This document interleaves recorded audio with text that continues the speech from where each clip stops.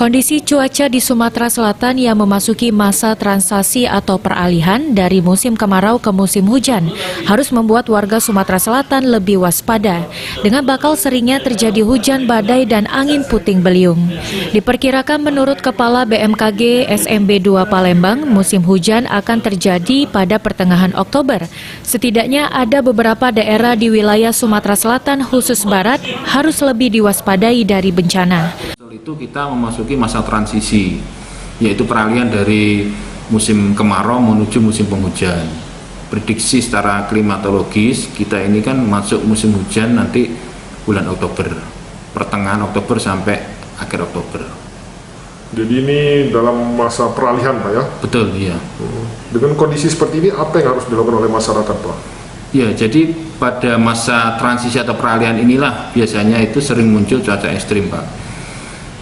Seperti hujan lebat, angin kencang, puting beliung, dan petir. Jadi masyarakat hendaknya selalu waspada dan mengupdate informasi dari BMKG, khususnya Stasiun Meteorologi Sultan Mahmud Badarudin.